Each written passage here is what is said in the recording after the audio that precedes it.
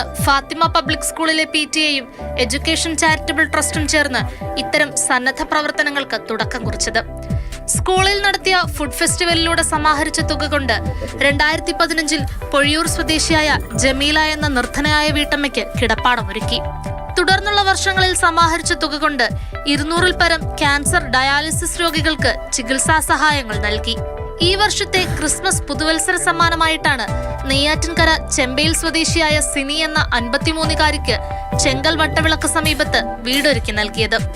സ്കൂളിലെ തന്നെ bus driver Samuel എന്ന 47-കാരൻ സൗജന്യമായി നൽകിയ 5 സെന്റിൽ 1/2 സെന്റോളം ഉപയോഗപ്പെടുത്തി 700 സ്ക്വയർ ഫീറ്റോളം വരുന്ന വാർത്ത കെട്ടിടമാണ് സിനിക്കൊരുക്കി നൽകിയത്.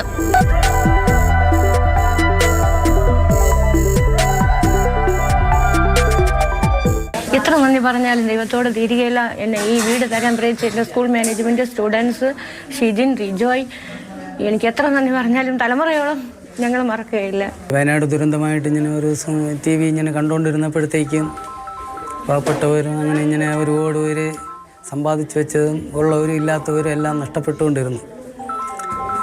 അങ്ങനെ വന്നപ്പോഴത്തേക്ക് ഒരു ദിവസം ഞാൻ ഉള്ളതിൽ ഒരു ശതമാനം ഒരു പാവപ്പെട്ട ആർക്കെങ്കിലും ഒരു വീട് വെച്ച് കൊടുക്കാം എന്നങ്ങനെ വിചാരിച്ചു.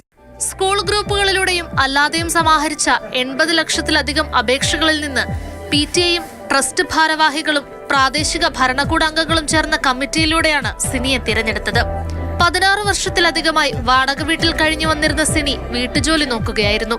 കിഡ്നി രോഗവും തളർവാദവും പിടിപെട്ട് അവശനായ ഭർത്താവ് വേണുവിനെയും 89 വയസ്സുള്ള രോഗബാധിതരായ അച്ഛൻ രാമചന്ദ്രനെയും 10ാം ക്ലാസ്സുകാരിയായ ശ്രീദുർഗയെയും പോറ്റിയിരുന്നത് ഈ വീട്ടുജോലിക്ക് പോയിരുന്നാണ്. സിനിയുടെ ഏറെ നാളത്തെ സ്വപ്നമാണ് ഈ കുട്ടിക്കൂട്ടം യാഥാർത്ഥ്യമാക്കി നൽകിയത്.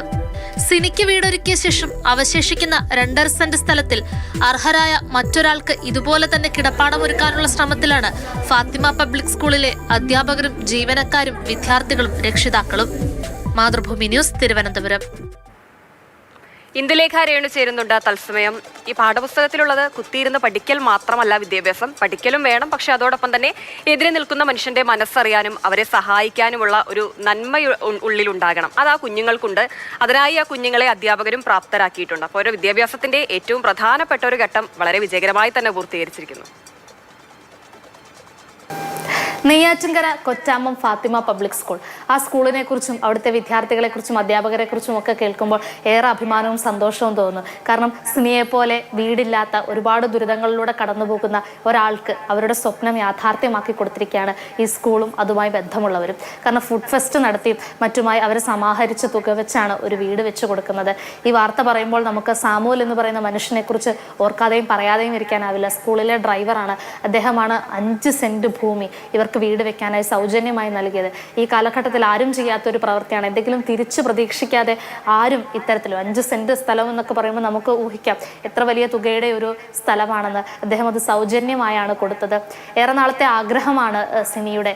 കാരണം സിനിയുടെ പിതാവിന് വയ്യാതിരിക്കുകയാണ്, 89 വയസ്സുണ്ട്, ഭർത്താവ് കിടപ്പ് രോഗിയാണ്, മകൾ 10ാം ക്ലാസ്സിൽ പഠിക്കുകയാണ്. ആ മോളുടെയൊക്കെ ആഗ്രഹം ഒന്ന് ആലോചിച്ച് നോക്കും. സ്വന്തമായ ഒരു വീട്, രാത്രി അവിടെ കിടന്നുറങ്ങുക എന്ന് പറയുന്നത് ചിലപ്പം അവരുടെ ജീവിതത്തിലെ തന്നെ ഏറ്റവും വലിയൊരു സ്വപ്നമായിരിക്കാം. അത് യാഥാർത്ഥ്യമായിരിക്കുകയാണ്. എല്ലാവരും ചേർന്ന് ആ ഒരു സ്കൂളുമായി ബന്ധപ്പെട്ട കുട്ടികളും അവരുടെ മാതാപിതാക്കളും PTA അംഗങ്ങളും നാട്ടുകാരും ഒക്കെ ചേർന്നിട്ടാണ് ആ വീടിൻ്റെ പാലുകാച്ചൽ നടത്തി കൊടുത്തിരിക്കുന്നത്. ഓരോരുത്തരുടെയും മുഖത്തെ ആ ഒരു സന്തോഷം അത് കാണുമ്പോൾ നമുക്ക് മനസ്സിലാവും അവരെത്രത്തോളം ആത്മസംതൃപ്തിയോടെയാണ് അന്ന് ഈ ദിവസം അവിടെ നിന്നിരുന്നതെന്ന്. കാരണം അത്രത്തോളം വലിയൊരു പ്രവൃത്തിയാണ് അവർ ചെയ്തത്. നമ്മളൊക്കെ തുടക്കത്തിൽ പറഞ്ഞ പോലെ തന്നെ ഏറ്റവും നല്ല കാര്യങ്ങൾ പഠിക്കുന്നത് ആദ്യം സ്കൂളിൽ നിന്നായിരിക്കും അല്ലേ. ഈ കുഞ്ഞു മക്കളും അല്ലെങ്കിൽ ആ സ്കൂളിന്റെ ഭാഗമായിട്ടുള്ള ഓരോ കുട്ടികളും ഇതുപോലെയുള്ള നല്ല കാര്യങ്ങൾ കണ്ടാവും പഠിക്കുക. അങ്ങനെ വരുന്ന തലമുറ ഇതുപോലെ ചിന്തിക്കുന്ന നല്ല മനസ്സുള്ള ഒരു തലമുറ. സ്കൂളിലെ അധ്യാപകർ തുടങ്ങി കുട്ടികൾ മുതൽ ഡ്രൈവർ വരെ എല്ലാവരും മറ്റുള്ളവരെ സഹായിക്കണം എന്നുള്ള ഒരു മനോഭാവമുള്ളവരാണ്. വലിയൊരു കയ്യടി. എല്ലാ സ്കൂളുകളും ഇതുപോലെയുള്ള പദ്ധതികളിലേക്കൊക്കെ കടന്നാൽ കുഞ്ഞുങ്ങൾക്കും വലിയ മാറ്റം ഉണ്ടാകും, അവരുടെ ചിന്താഗതിയിലും വലിയ മാറ്റം ഉണ്ടാകും.